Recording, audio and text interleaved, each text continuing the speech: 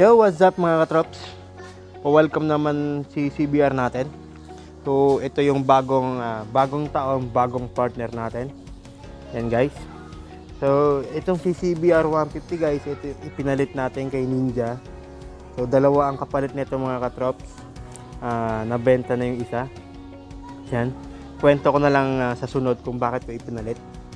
Yan. So, sa ngayon, ito muna ang pag-usapan natin.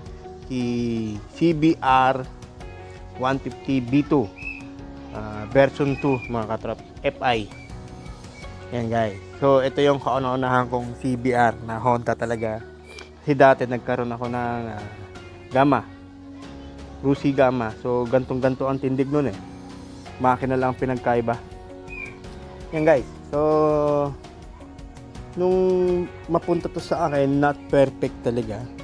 Marami muna akong inayos, pinalitan, at para ma-full condition natin siya para sa ating daily use o yung pang araw-araw nating paglalakbay na kasama siya. Yan guys. So una kong pinalitan guys ay yung knuckle bearing dahil palitin na, alog. Yan, pag nalulubak ramdam mo at saka ma-vibrate. Yan, knuckle bearing. Yan guys. So sa ngayon, ang condition nitong ni CBR ay nasa mga 85 to 90% na dahil sa mga pinalitan natin na pyesa at yung sa makina nagpalit na rin ako ng coolant at langis. At saka yung ano niya guys, yung oil seal sa may kambyuhan, leaking na rin dito. Yan. Ayun guys. Bago na rin yan, pinalitan ko na rin. Ayan guys. Tsaka itong nakuha natin ay naka swing arms, naka shifter na may brand na Bushi. Ganun tong swing arms din. Tapos yung gulong niya nasa mga 99% pa, bagong-bago pa. Yan, na may lapad na 130 by 70. Ang sa harap naman ay 110 by 70. Yan. So far okay na siya guys. Na-testing ko na siya nung nakaraan sa may daang hari. So napatakbo ko siya ng 140. Yan. Yan guys. So yan, ano pa bang napalit? Yung LED to guys, ako na nagpalit nito. Yan. Kasi yung nakakabit sa kanya yung standard lang, yung bulb. So ang benefits naman yan ay yung matipid sa kuryente at mas maliwanag na siya. Yan. So ano ba si CBR? Si CBR guys ay kanyang makina ay 150cc at meron siyang dual overhead cam o 4 bulb, tapos 6 speed, tapos coolant na rin.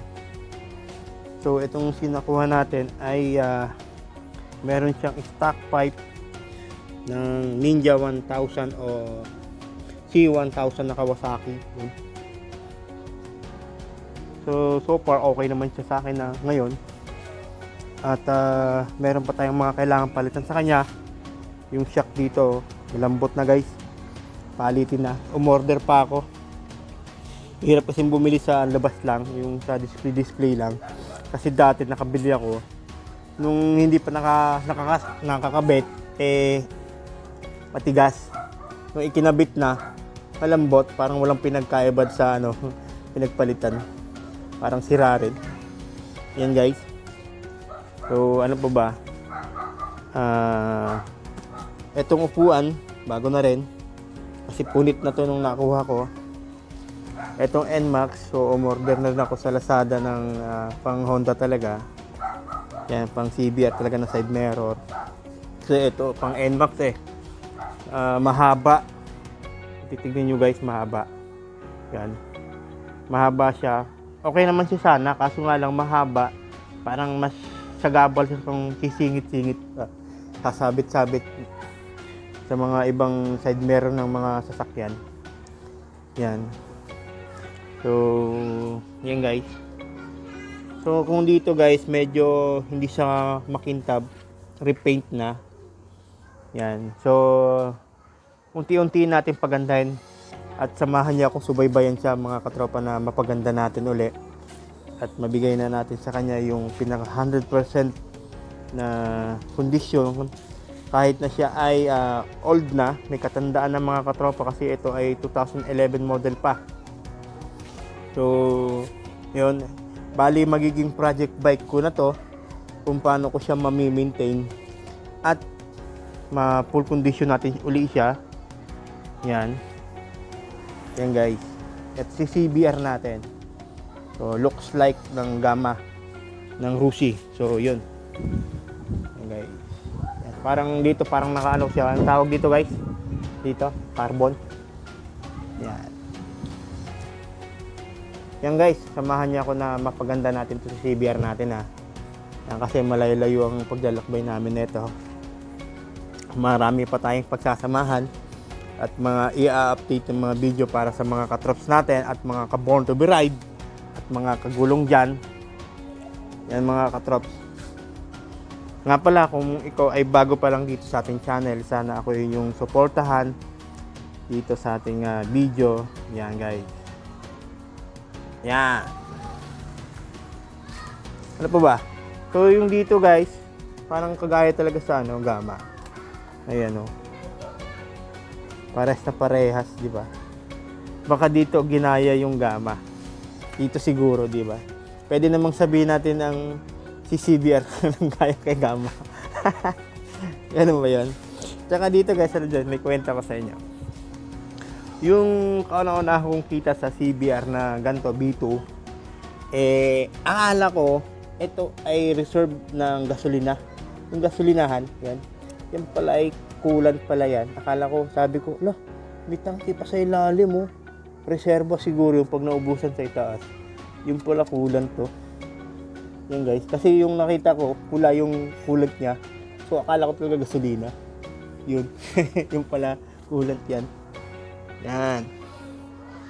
So yun guys. So pag meron na tayong sapat na may mga extra income na tayo palitan na rin natin to. Yan. Marami tayong babaguhin sa kanya. Yan guys. At ako medyo nilalamok na. Actually guys, pangatlong set ko na to sa pagkuha ng video sa kanya. Dumilin na lang. Talagang nire-review ko muna yung mga salita na binibitawan ko bago ko i-save. Yan. So guys, don't forget to like and share at i-subscribe nyo na rin ako at supportan nyo na rin ako sa aking Facebook page. Yan. Ito nga pala, si Born to be Ride. Kita tayo ulit sa next video ko mga katropa. So tayo may magbibigay ng konting idea o kaalaman sa habang gamit natin ating mga sasakyan. Yan, kwentuhan tungkol sa mga buhay-buhay natin habang tayo ay naglalakbay. Ito nga pala, si Born to be Ride. Peace!